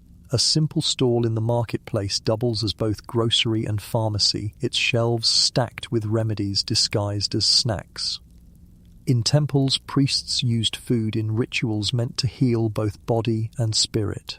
Offerings of bread, beer, and milk were laid before statues of gods, then redistributed to the sick and needy. The divine touched the edible, and the edible became sacred, healing in more ways than one. You lean against a cool wall, the night air carrying faint chants from a nearby shrine, the smell of herbs mingling with the smoke of lamps. Your belly is full of stews and breads, but here you sense another fullness, the way food stitched together not only strength but also survival, hope and faith. The healer packs away his jars, the torches burn lower, and you let the slow rhythm of pestle against mortar echo in your ears. Food was never just flavor here. It was remedy, ritual, and reassurance.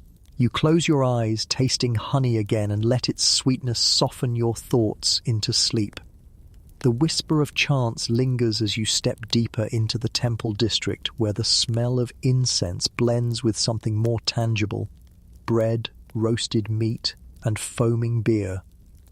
You pause at the foot of a massive stone doorway, its carvings catching torchlight, and slip quietly into the shadows of a temple courtyard.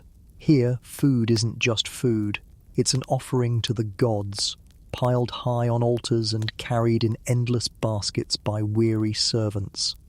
The mainstream fact: temples in Egypt weren't just spiritual centers, they were also economic engines. Priests received offerings of bread, beer, meat and produce every day, given by both commoners and officials. These offerings were meant to nourish the gods, though everyone knew statues didn't eat.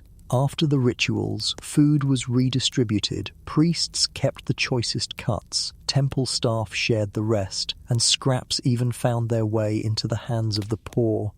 Historians still argue whether offerings were more about feeding people or maintaining divine favor. Perhaps, as so often in Egypt, it was both. And here's your quirky tidbit. Some temples had kitchens so large they resembled miniature bakeries and breweries. Imagine priests in sacred robes, sleeves rolled up, kneading dough or stirring beer mash with as much focus as their prayers. Divine duty met kitchen sweat in ways that blurred the sacred and the everyday. You watch now as a line of servants carries loaves by the dozens, round, fish-shaped and even crocodile-shaped, stacking them high before a towering statue of Osiris. The smell of yeast and smoke curls through the courtyard, thick enough to make your stomach grumble.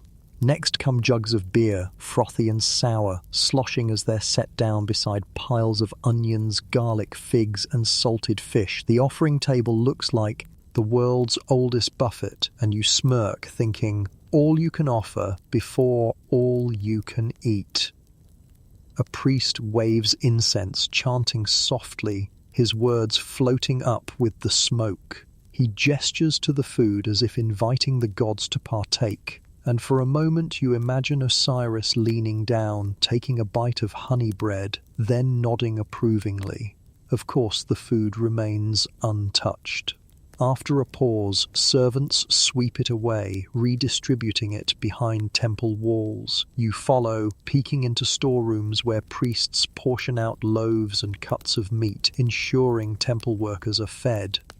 For the wealthy, making an offering was both pious and political, a way to prove devotion and secure status. For the poor, it was a chance to contribute a little onion or a jug of beer in hopes of divine blessing, with the quiet understanding that those same gifts might circle back as their next meal. It's recycling, Egyptian style, from god to priest to belly. The atmosphere is hushed but bustling. Cats sneak through shadowy corners, eyes gleaming as they sniff at scraps. A young boy tugs his father's sleeve, whispering eagerly as loaves vanish from the altar into baskets destined for the workers' quarters. You sense the unspoken truth. While the gods might not eat, the people most certainly do. You're offered a small loaf, still warm, blessed by ritual smoke. You bite into it. It tastes like ordinary bread, rough and gritty, yet somehow heavier with meaning. To eat temple bread is to share in a cycle as old as belief itself, humans giving to gods, gods giving back through survival. The night deepens, torches gutter, and chants slow into near silence. The temple courtyard grows still, but the smell of food lingers, thick and holy. You lean against a pillar, watching smoke curl into the stars, your eyelids heavy. Egypt's gods may not have feasted, but its people did, and in that sacred shuffle of offerings, bellies were filled and lives were sustained. You leave the temple's shadowed corridors behind and step into the cool night, where the streets grow quieter and softer. The clatter of markets, the hiss of roasting fires, even the chants of priests fade into the background. What remains is a sound both familiar and playful, the chatter of animals, filling the gaps where human voices once buzzed. Cats slink along the edges of walls, tails curled high like banners. Monkeys chatter from rooftops, leaping boldly to snatch figs from baskets left unattended.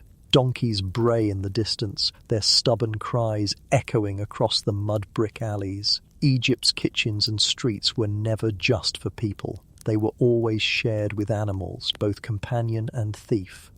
The mainstream fact: Egyptians deeply valued animals. Cats, especially, were sacred to Bastet, the feline goddess of protection and home. Dogs served as hunting companions, donkeys as beasts of burden, and monkeys sometimes kept as exotic pets. All of them, however, had one thing in common: they were never far from food. Tomb paintings even show cats sneaking fish from tables or monkeys stealing fruit from baskets.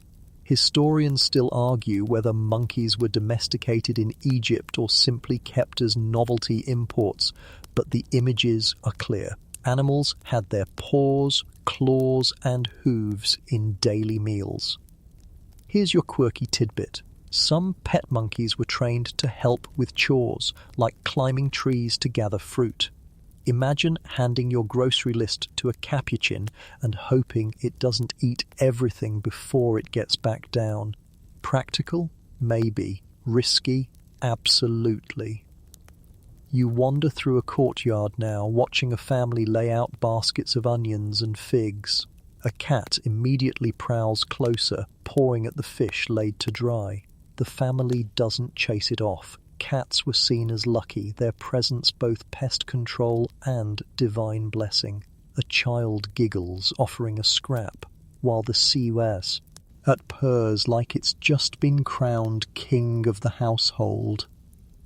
Nearby, a tethered donkey eyes the same baskets, ears twitching, inching closer until it grabs a mouthful of barley. The farmer groans, pulling it back, muttering words that probably translate to, "not again." You laugh softly, realizing that no matter the century, donkeys will always have a knack for stealing food at the worst moment. Monkeys, though, are the real mischief makers. You watch one swing down from a beam, snatch a ripe fig, and leap away before anyone can react. The fruit squishes in its hands, juice dripping down, while the monkey squeals in triumph. Children point and laugh, adults shake their heads, but no one seems truly angry. Mischief was expected. Food wasn't just shared. It was contested, bargained for, and sometimes outright stolen by furry neighbors. Even in temples, cats prowled freely.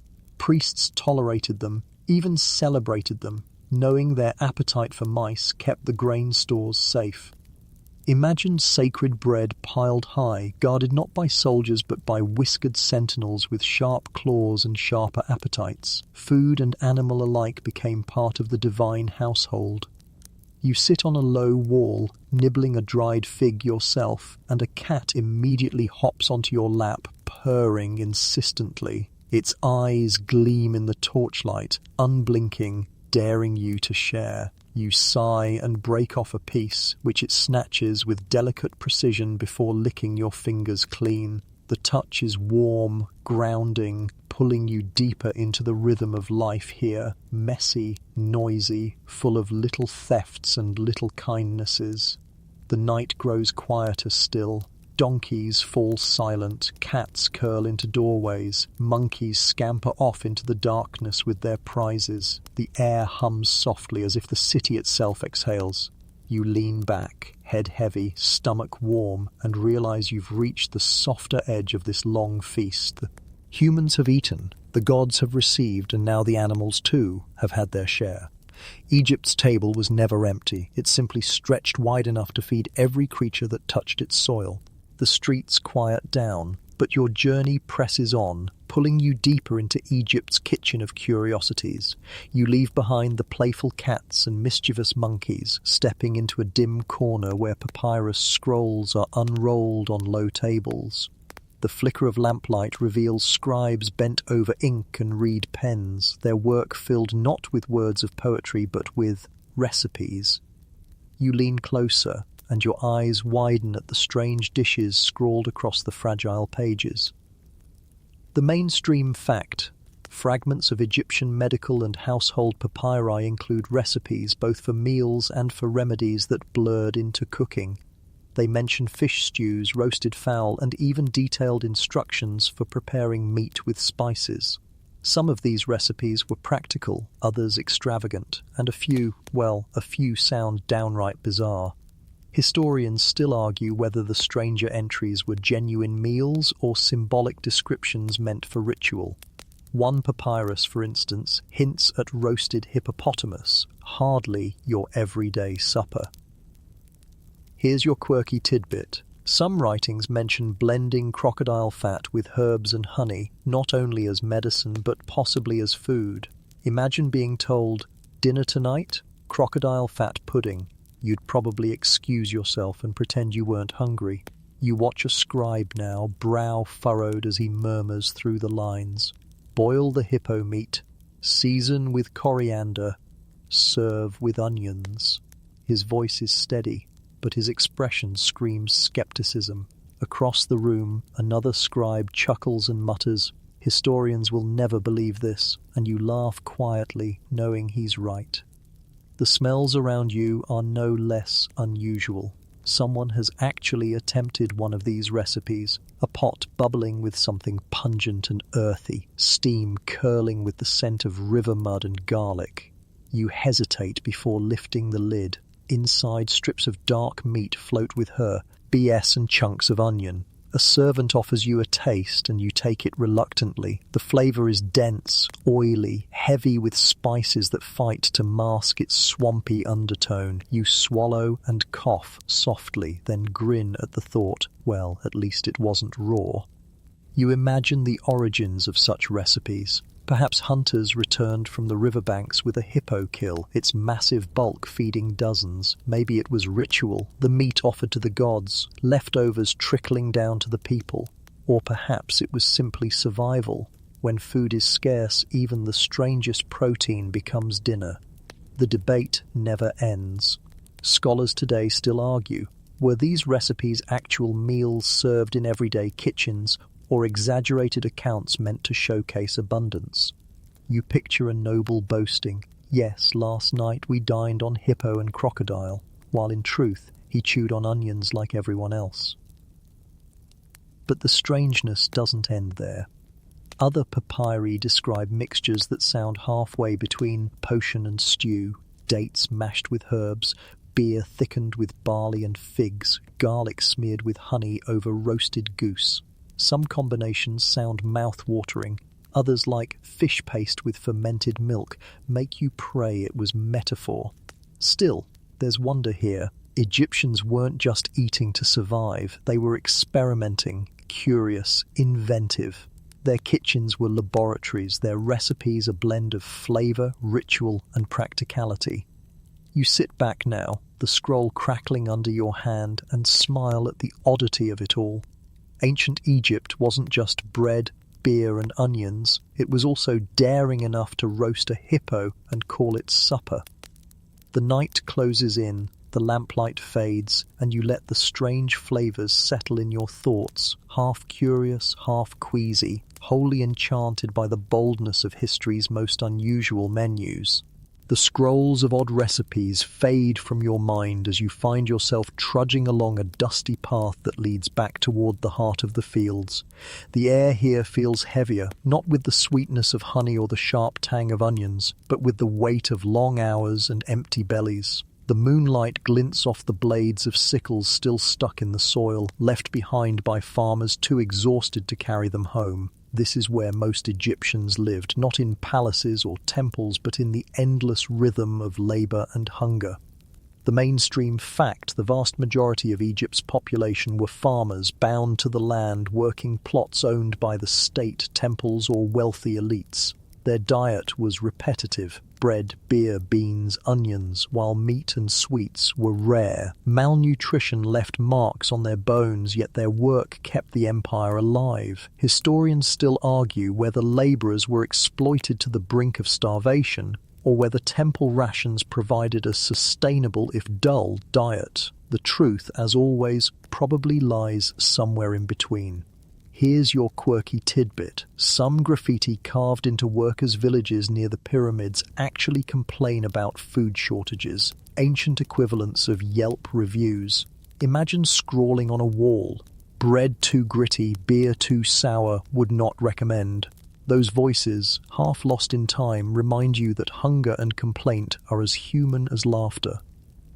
You watch now as a farmer stumbles into his hut, skin darkened by the sun, hands blistered. His wife ladles him a bowl of bean stew, thin and lukewarm, and places a loaf of coarse bread beside it. He eats without pause, chewing the sand-flecked loaf until his jaw aches, then swallowing spoonfuls of stew that taste of little more than garlic and ash.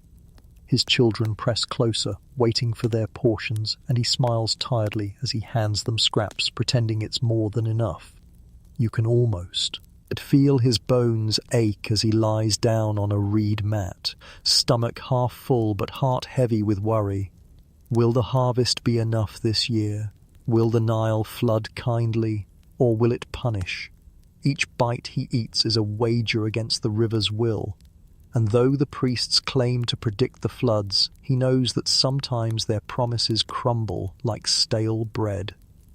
The work is relentless. At dawn, he'll rise again, trudging into fields with oxen dragging ploughs, his sweat mingling with the soil.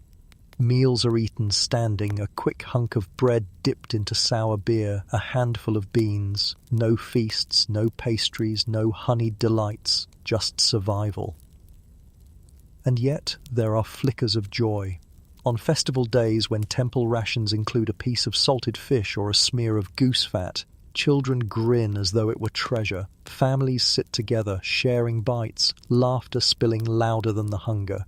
Even scarcity cannot silence the small celebrations.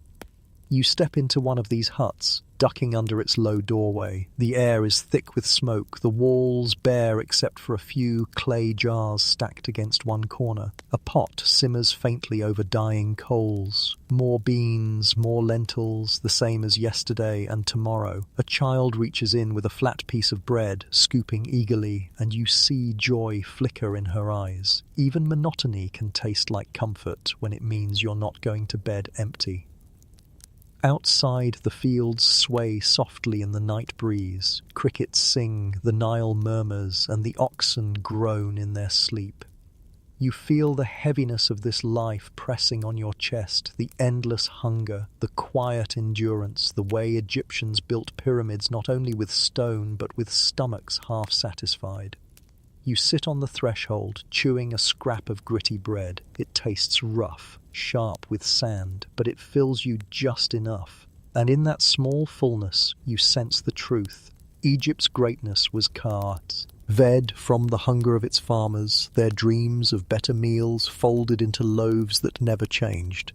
The humble huts and weary farmers fade into the night as you wander back toward the glow of laughter and firelight. The smell reaches you before the sight does, rich, fatty, smoky. You round a corner and stop in your tracks. Before you, stacked on golden platters under flickering lamps, lies a mountain of roasted duck legs and goose wings. This is no village supper. This is the aftermath of a noble's banquet, where scraps and leftovers spill into the shadows like treasures abandoned for whoever dares. The mainstream fact: feasting in ancient Egypt often produced more food than even the wealthiest guests could eat. Meat, pastries, fruits, and breads piled so high that servants carted away heaps once nobles were finished. These leftovers didn't always go to waste. Servants, guards, and sometimes even lucky outsiders would feast on what remained. Historians still argue whether nobles encouraged this redistribution as charity or whether it was simply too much food to manage. Either way, banquets had ripple effects far beyond palace walls.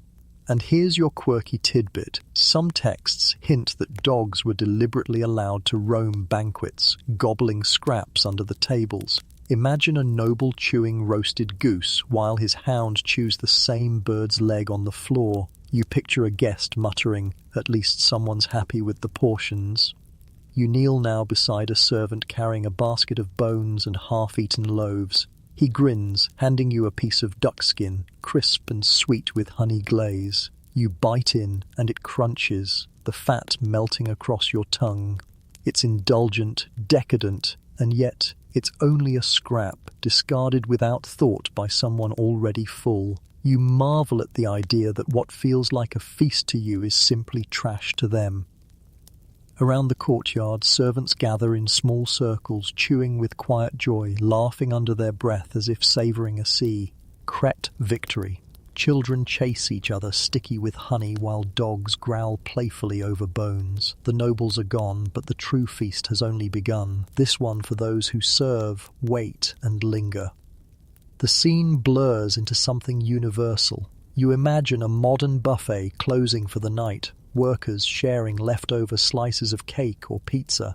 The practice hasn't changed, only the setting. Abundance leaves crumbs, and crumbs feed those waiting on the margins.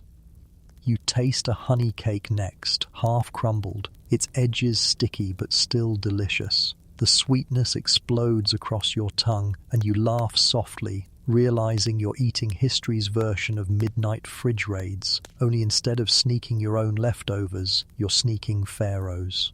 The firelight flickers across the trays, casting shadows that look almost like pyramids themselves, built not of stone but of bones and bread. You lean back against a cool wall, chewing slowly, the voices of servants around you weaving into a lullaby of relief. Here, food means more than indulgence. It means the rare chance to taste luxury, even if only the scraps of it. But scraps can be generous. For a servant who's eaten beans all week, a bite of goose fat is unforgettable. For a child who's known only gritty bread, a smear of honey is magic. For a dog under the table, a bone is paradise. Food trickles down, not fairly, not evenly, but enough to blur the line between hunger and fullness.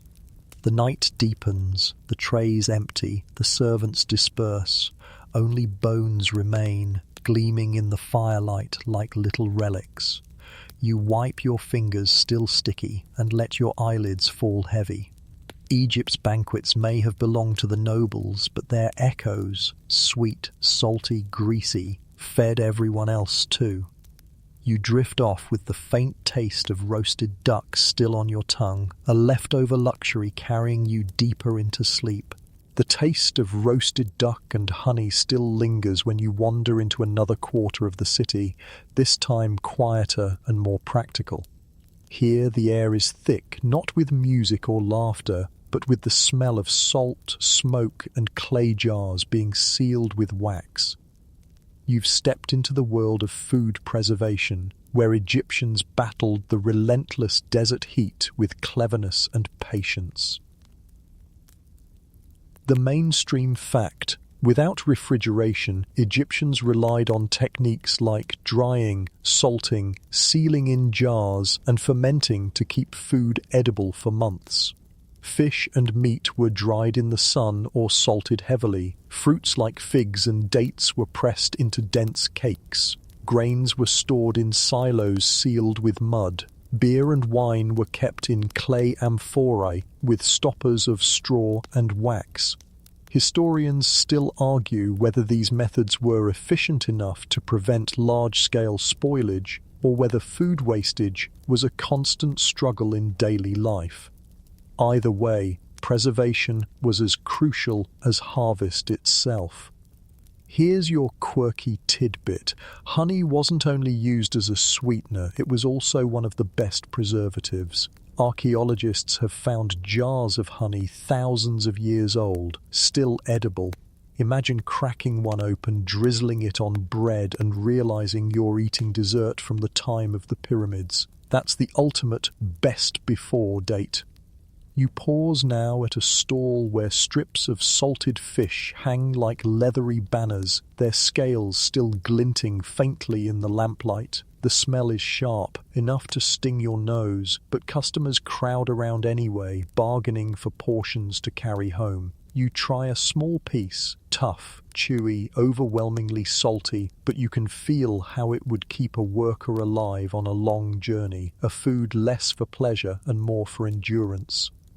Nearby, a woman pounds dried figs into a paste, rolling it into dense balls and tucking them into jars. Children hove sneaking tastes when her back is turned, their lips sticky as they grin. Dried fruit was both snack and storehouse of energy, able to last through lean months when fresh produce was gone. In another corner, jars of beer bubble quietly, sealed with reeds, while amphorae of wine are stacked in neat rows, their clay stoppers marked with the brewer's seal. You step into a granary, the floor rising in mounds of barley and emmer wheat. Workers shovel the grain into tall silos, sealing the tops with mud so tightly that no air or rodent can creep inside. Cats sit lazily on the edges, their ears twitching, guardians of this treasure. The sound of grain pouring echoes like rain, a steady, soothing rhythm that makes your eyelids heavy. It wasn't just about survival, it was about planning. Egyptians thought ahead, storing food not only for winter months but for journeys, armies, and even the afterlife. You picture jars of dried meat tucked into tombs, ready for the dead to snack on during their eternal travels. Preservation wasn't only practical, it was spiritual insurance. You nibble a piece of dried fig cake, the sweetness concentrated, dense enough to stick to your teeth. It's rich, satisfying, and unlike the salted fish, it makes you smile. The taste lingers, sticky and heavy, a reminder that even in the harshest climates, Egyptians found ways to capture sweetness for the months ahead. The night deepens, the granary falls silent, and the air hums with the faint scent of grain and honey. You lean against a cool jar, belly full of salty and sweet, and think of how preservation carried lives forward, through droughts, through travel, through time itself. And as you close your eyes, the thought drifts like smoke. Egypt didn't just master survival day by day. It bottled survival, sealed it with wax, and left it waiting for the future. The silence of the granary follows you as you step into another space, this one humming with whispers and laughter around a fire. The flames flicker, throwing shadows against walls painted with protective symbols. You realize quickly that this isn't just a meal being prepared, it's food woven into belief. Egyptians, practical as they were, sprinkled their cooking with a generous pinch of superstition, mixing nourishment with magic until the two became impossible to separate. The mainstream fact, food in Egypt was often tied to ritual meanings. Onions were believed to ward off evil spirits, garlic to strengthen both body and soul, and certain breads were baked into symbolic shapes for offerings. Amulets carved like loaves or fish were worn as protection. Historians still argue whether ordinary families truly believed these superstitions or whether they were primarily temple traditions passed down into folk life. Yet the records, graffiti, papyri, and even household shrines show food playing double duty, feeding bellies and guarding spirits. Here's your quirky tidbit. Fish bones were sometimes used in divination. A priest or fortune teller might read the patterns of bones left behind from a meal, predicting health, fortune, or danger ahead. Imagine finishing your dinner only to have someone lean over and say, "Ah, yes, the tailbone means you'll be lucky in love." You might think twice about ordering fish again. You watch now as a woman places whole onions at the corners of her home, muttering words under her breath. The smell is pungent, sharp enough to make your eyes water, but she smiles, confident that no wandering spirit would dare cross the threshold. Her children laugh, covering their noses, but they accept it. This is protection, the same way garlic cloves hang in kitchens today. At another fire, bread is being shaped into animals and figures, not just for fun, but for power. A crocodile-shaped loaf sits beside a falcon-shaped one, both brushed with oil until they gleam. They'll be offered at the household shrine tomorrow, given to the gods in miniature form before being eaten as everyday bread. You realize how blurred the line is here. Was it prayer, or was it just dinner with flair? Perhaps both.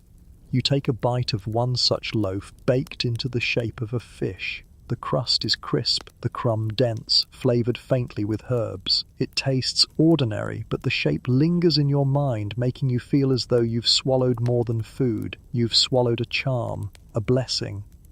Nearby, an older man plucks a fishbone from his stew, holds it to the light, and declares that his daughter will marry well this year. The family claps, laughing, though whether they believe him or simply enjoy the game is hard to tell. You smirk at the thought that even in antiquity, people used dinner as a stage for family entertainment. Markets reflected these beliefs too. Vendors advertised onions not only as food but as protection for the body. Honey wasn't just sweet, it was gift of the gods. Even lentils could be spun into charms if stirred into the right stew with the right words. Food carried weight beyond the stomach, a kind of invisible seasoning sprinkled on every dish. As the fire dies low, the family around you settles, comforted not just by the stew in their bellies, but by the sense that they are guarded, blessed, safe. You lean back, the onion scent still sharp in the air, and let your eyes drift shut. Food as fuel, food as comfort, food as magic. Egypt knew them all, and in that knowing, every meal was more than a bite. It was a shield against the night. The onion wards and fishbone prophecies fade as you wander into a long echoing chamber where the walls glow faintly in lamplight. This isn't a kitchen or a market, it's a tomb, its stone surfaces alive with paintings. And what do you see in these images? Food. Endless food. Platters of bread, jars of beer, bowls of figs, roasted ducks stacked high like little pyramids on their own. It seems that even in eternity, Egyptians imagined themselves surrounded by feasts. The mainstream fact, tomb art was not decoration alone, it was belief. Egyptians painted meals, kitchens, and banquet scenes on walls to ensure the deceased would have sustenance in the afterlife. Carvings show bakers kneading dough, brewers stirring mash, hunters bringing down geese, and servants carrying trays. Historians still argue whether these were literal depictions of what was eaten daily or symbolic images of eternal abundance, but the intent was clear: food was as vital in the next world as in this one. Here's your quirky tidbit. Some tomb paintings exaggerate food almost comically, showing bread loaves taller than the servants carrying them. Imagine walking into the afterlife expecting a giant bread loaf the size of your house. Perhaps it was symbolic of wealth, or perhaps it was just a wishful dream painted larger than life. You study one wall now, where a painted servant carries a jar of wine while another follows with a plate of roasted goose. Their faces are serene, their steps steady, as though walking into eternity with their master. On another panel, a fisherman casts nets into a painted Nile, fish forever swimming toward his basket. You marvel at the detail, the scales, the feathers, the golden crust on painted pastries, all frozen mid-offering for eternity. It wasn't only painted, though. Real food was often placed in tombs, too. Archaeologists have uncovered jars of grain, dried meat, walus, amphorae, even entire loaves of bread sealed in baskets. Some of it, remarkably, still carries the faint smell of baking or the sticky sheen of honey after thousands of years. Imagine opening a tomb and catching the aroma of bread baked 3 millennia ago, a scent that leapt across time like a memory. You take a step closer to a painted banquet scene. Nobles recline on mats, their hands stretched toward bowls of figs, while musicians strum harps and dancers twist in painted rhythm. It's not just about feeding the dead, it's about carrying joy, company, and comfort into the afterlife. A meal wasn't simply a necessity, it was celebration, identity, belonging. And yet you can't help but smirk at the thought. Did anyone in the afterlife ever get tired of bread and beer on repeat? Historians still argue whether the variety depicted, rare meats, exotic imports, was realistic or purely aspirational. Perhaps the farmers in life finally indulged in goose feasts in death, painted onto their walls like eternal menus. You imagine yourself lying in such a tomb, walls lined with loaves, dates, fish, and jars of beer. Would it be comforting or overwhelming? The thought makes you smile sleepily. After all, eternity is long. You'd probably want dessert options. The chamber air grows cooler, quieter. The painted food glows softly in the lamplight, as though it waits for someone to reach out and taste it. You lean against the stone, eyes heavy, and let yourself sink into the illusion. In Egypt, art didn't just depict life, it created it. Bread painted was bread promised, beer carved was beer eternal. Food was memory, hope, and guarantee all at once. As your breathing slows, you feel the walls themselves offering you a plate, inviting you to join their eternal feast. And in that invitation you drift deeper, full not only of food, but of the dream of endless abundance. The painted banquets blur as you drift deeper into the tomb corridors, where the glow of lamps reveals something more tangible than art. Rows of clay jars line the stone shelves, sealed tightly with wax or mud. Woven baskets, their reeds brittle with age, are stacked neatly, and inside them, yes, are real snacks meant to follow the dead into eternity. Egyptians didn't just paint their food dreams, they packed them. The mainstream fact: tombs often contained actual food offerings, bread loaves, jars of beer, dried meat, onions, garlic, honey, figs, and dates. Some were sealed so well that archaeologists thousands of years later have opened them to find recognizable food still inside. The purpose was clear: the deceased would need provisions for the journey into the afterlife. Historians still argue whether these offerings were meant to be literally consumed by the dead or whether they served as magical tokens transformed into eternal sustenance by ritual. Either way, the symbolism was powerful. Death could not starve you. Here's your quirky tidbit. Jars of honey discovered in tombs are still edible today, perfectly preserved after over 3,000 years. Imagine sneaking a spoonful and realizing you're eating a pharaoh's midnight snack. That's history's strangest taste test. You run your hand across the jars now, feeling their cool, rough surfaces. One is labeled with the hieroglyph for beer. Another bears the mark of figs. You pop the lid of a basket and find shriveled onions, their papery skins intact. The smell is faint but unmistakable, a ghost of the sharp bite they once carried. You imagine a farmer centuries ago, carefully placing them here, whispering a prayer that his master's spirit would never go hungry. A little farther along you see something even more curious. Tiny cakes shaped into animals, their edges darkened with age but their forms still clear. Ducks, fish, and even little crocodiles, all frozen in bread, intended as playful companions for the dead. Perhaps the afterlife was a place where food not only nourished but entertained. The air grows heavier with incense as priests shuffle in, chanting softly. You watch them pour libations of wine onto the ground, the liquid soaking into the earth as if feeding unseen mouths. Offerings are renewed regularly, ensuring that the tomb never ran dry. For the living, this was duty. For the dead, it was sustenance. And yet you smirk at a thought. Did the spirits complain about leftovers, the same way people do now? Bread again? Couldn't you have packed more honey cakes? The image makes you chuckle softly, though you know the seriousness of these rituals for Egyptians. For them, hunger was as terrifying as death itself, and the two could not be allowed to meet. You're handed a piece of dried fig from one of the jars, a taste meant for eternity.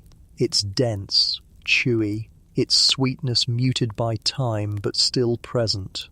As it lingers on your tongue, you sense the weight of all the hands that prepared it, the farmers who harvested, the servants who packed, the priests who blessed. Food wasn't just physical here, it was layered with memory, labor, and devotion.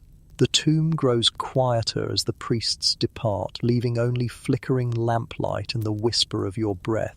You lean against the stone wall, eyes tracing the neat rows of jars and baskets, a pantry built for the dead. It's oddly comforting. Egyptians believed that no journey was complete without provisions, and so they packed eternity with bread, beer, and honey, trusting that these simple staples could bridge the gap between worlds. As your eyelids grow heavy, you feel the jars watching over you, silent guardians of sustenance. Death in Egypt was not emptiness but fullness, tables waiting, jars sealed, loaves baked forever. And in that fullness you drift deeper, belly and spirit both fed by the quiet promise of eternal snacks. The cool hush of the tomb clings to your skin as you step back into the open night, the air fresher now, filled with sound. Ahead stretches a market, alive even after dusk, its alleys glowing with torchlight and crowded with voices. Here, food isn't painted on walls or sealed in jars, it's shouted, bargained, and carried home in baskets. The clamour of everyday life surges around you, the heartbeat of Egypt's appetite. The mainstream fact, markets were central to Egyptian cities and villages. Farmers, fishermen, bakers, and herders brought their goods to sell. Onions, garlic, bread, beer, figs, fish, and sometimes even roasted meats. These bustling hubs weren't only for trade, they were also places of gossip, arguments, and community. Historians still argue whether bartering or coinage dominated transactions in earlier periods, but the rhythm of shouting vendors has always been part of the picture. Here's your quirky tidbit. Some accounts mention vendors shouting exaggerated claims to lure buyers, boasting about bread being as soft as clouds or figs sweeter than love. Imagine the world's first food commercials, just without the jingles. You push into the market's narrow lane, brushing shoulders with women carrying baskets balanced on their heads, each piled high with cucumbers, melons, or jars of oil. The smell is overwhelming, fresh onions sharp in the nose, figs syrupy sweet, salted fish pungent, and beer sour in the air. The sound rises in waves, merchants calling prices, buyers haggling fiercely, children laughing as they chase each other between stalls. A baker slaps down round loaves, still warm from the oven, their crusts cracked, releasing puffs of steam. He calls out, "Best bread in Thebes, ground fresh this morning." You pick one up, hot against your palm, and bite into its gritty crumb. It tastes plain, solid, filling, fuel for the day ahead. Across the way, a fisherman lays out strips of dried tilapia, scales glittering like coins, while his wife fans flies away with a reed bundle. The crowd is restless but alive. A woman argues with a vendor over the price of garlic, waving her hands dramatically. A donkey brays, refusing to move until coaxed with a carrot. Cats circle stalls, their eyes gleaming in the firelight, waiting for scraps to fall. A boy runs past you, sticky with honey, clutching a half-eaten pastry as his mother shouts after him. It's chaos, but a warm human kind of chaos. You stop at a stall selling figs and dates. The vendor grins, handing you a sample. It's rich, chewy, bursting with sweetness that lingers on your tongue. "Better than Pharaoh's own," he insists, and you chuckle, wondering if he whispers that to every customer. You glance around and see other stalls stacked with cucumbers, jars of beer frothing at their rims, and baskets of lentils sold by the scoop. Markets weren't only about food, they were about connection.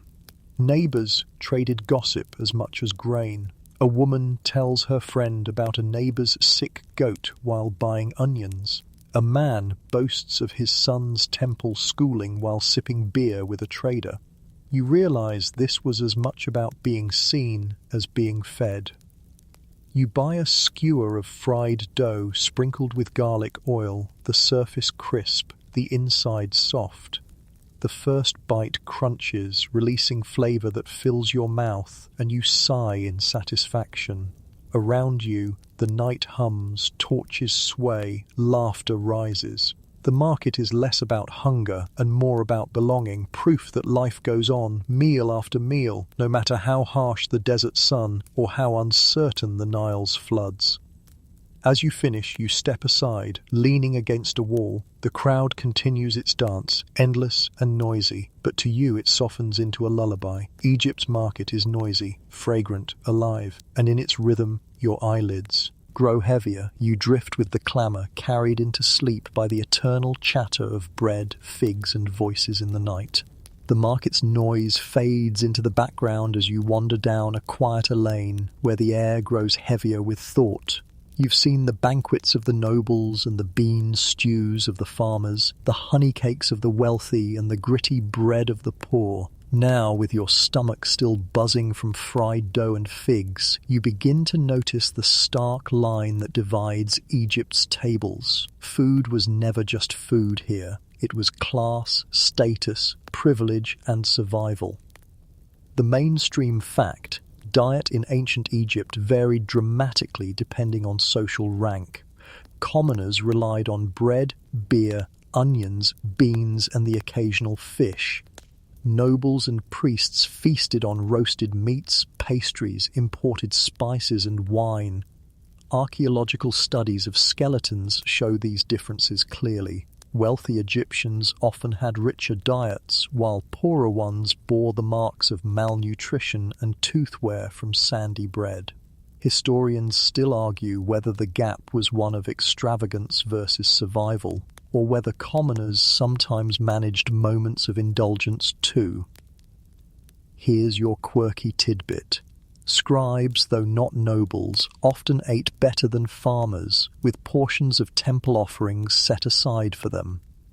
Imagine your paycheck being not money, but a goose leg and a jar of honey. For scribes, food was literally part of the perks of paperwork. You walk now into a village at the edge of the city, where families sit outside their mud brick homes chewing bread dipped in sour beer. Their laughter is soft but weary, A child asks for honey, but his mother shakes her head. Too rare, too costly. Instead, she hands him an onion, and he gnaws at it like an apple. Across the river, though, you imagine nobles reclining on cushions, sipping wine from imported jars, grease dripping from roasted ducks as servants refill their plates before they're even empty. The divide feels sharp, almost cruel. You picture a farmer's rough hands, blistered from ploughing, and then imagine the same grain he harvests being transformed into honey loaves for a banquet he'll never taste. Food here is not only fuel, it's a mirror reflecting who holds power and who simply labors. You taste both sides in your mind. On one hand, the sweet honey cakes, the crisp duck skin, the spiced wine. On the other, the gritty bread that grinds your teeth, the bean stew that fills your belly but never excites it. Both sustain life, but only one feels like living well. And yet the irony lingers. The empire needed both. The farmer's bread built pyramids. The noble's feasts celebrated their completion. You pause at a scribe's desk in a small courtyard. He dips his reed pen in ink and notes down temple rations: bread, beer, onions, garlic, occasionally meat. His fingers are stained, his belly rounder than a farmer's, proof of his cushier access to offerings. A farmer passes by, glancing at the scribble, shaking his head. You wonder what he thinks, knowing his labor feeds both gods and men, yet his family scrapes by on crumbs. Still, life finds its balance. Festivals open doors for the poor to taste roasted goose. Temples distribute leftover offerings, ensuring even the lowest stomachs don't starve. The divide is sharp, but it bends at times, softening with ritual and generosity. Egypt was unequal, yes, but not without threads of connection woven through meals and markets. You chew slowly on a piece of bread, imagining both worlds at once, the greasy splendor of nobles and the dry grit of farmers. Your jaw aches, your lips still sticky with figs, and your thoughts settle somewhere in between. Food reveals who you are in Egypt: worker, priest, scribe, noble, or pharaoh himself. Yet hunger and satisfaction, envy and joy were flavors everyone knew. The torches burned lower. The laughter of nobles echoes faintly from far away. While farmers curl under blankets with empty bowls, you feel both sides pressing against your chest, sharp and heavy, until your eyelids lower. Egypt's kitchens were divided, but tonight, in your drifting mind, every table joins into one long feast of history. The echoes of divided tables linger as you step into the quiet edge of the city, where the night feels softer, slower, as though Egypt itself is exhaling after a long day. The fires have burned low, the markets have emptied, and even the temples have fallen silent. Only the stars above keep watch, steady and endless. You sit near the riverbank, your belly full of imagined meals, your mind heavy with the flavors of a world long gone, but strangely familiar. The mainstream fact: ancient Egypt's food culture was vast, practical, and symbolic. Bread and beer formed the foundation. Onions, garlic, beans, and fish filled in the gaps. Honey and dates sweetened daily life. And meat, pastries, and exotic spices crowned the tables of the wealthy. Food was never just fuel. It was currency, medicine, ritual, and art. Historians still argue over the details: how common certain meats were, how exotic imports filtered down to ordinary people, and whether depictions in tombs reflected reality or eternal aspiration. But what no one doubts is that Egypt ate with purpose, tying food to survival, belief, and joy. And here's your quirky tidbit. Some records mention that even in the afterlife, Egyptians worried about running out of snacks. Tomb spells included instructions to summon bread, beer, and fish on demand, like the universe's first takeout menu. Imagine chanting a line of hieroglyphs and poof, a honey cake appears at your side. Now that's divine delivery. You lean back now, staring at the dark stretch of the Nile. Its water reflects the stars, rippling softly, like a second sky flowing endlessly between the desert's banks. The air is cool, tinged with the scent of wet reeds and distant smoke. Somewhere in the distance, a donkey brays one last time before settling, and a cat pads silently across the sand, tail curling like a question mark. Life here is winding down, just as your journey is. You think of everything you've tasted: gritty bread that wore down teeth but fueled pyramids, honey dripping like liquid gold, sweet enough to outlast centuries, beer so thick it blurred the line between meal and drink, salted fish, pungent but practical, beans that filled empty bellies, pastries that turned feasts into joy, goose fat sizzling for nobles, and even crocodile roasts daring the brave. Each bite told a story, each flavor a reminder of how human Egypt was, not just stone and sand, but kitchens, laughter, hunger, and indulgence. The divide between rich and poor is still in your thoughts, sharp as the tang of onions. Yet so too is the resilience of farmers, the creativity of bakers, the faith of priests, the mischief of cats, and the laughter of children sneaking figs. Egypt's food wasn't glamorous by modern standards, no golden cutlery, no Michelin stars, but it was real, sustaining lives, binding families, and feeding gods and animals alike. You close your eyes and imagine drifting further down the Nile, carried by the river's steady current. The stars blur into glowing streaks above, the reeds sway gently, and your thoughts soften. The crunch of bread fades, the sweetness of honey dissolves, the tang of beer quiets into silence. All that remains is fullness, not of belly but of spirit, warmed by the stories of what people ate, feared, and cherished thousands of years ago. And as your body sinks into the night's stillness, you smile faintly. Junk food or not, Egypt's kitchens remind you that food has always been more than survival. It is culture, memory, and comfort, even across the chasm of centuries. The night grows softer now, as if even the desert itself has tucked in beneath a blanket of stars. The bustle of markets, the clatter of banquets, the hum of temples, all of it drifts away into silence. Only the quiet lap of the Nile against its banks remains, steady and patient, like the heartbeat of a sleeping world. Your breathing slows to match the river's rhythm, long and even.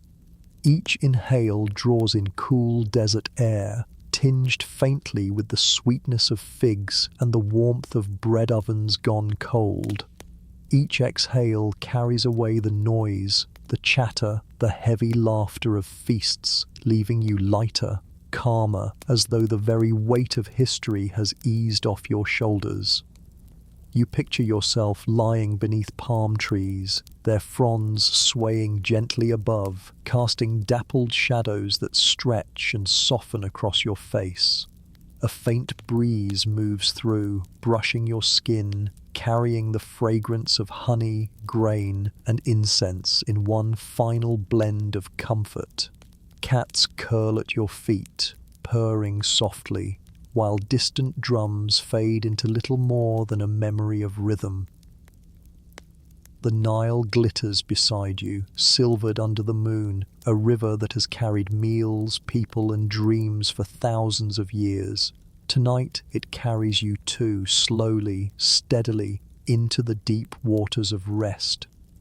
You are full, not with food, but with story, your body heavy, your mind light. Let yourself sink gently into that stillness. The feast is over, the voices are quiet, the stars keep watch. Sleep is here now, soft as linen, steady as the river, endless as the desert sky.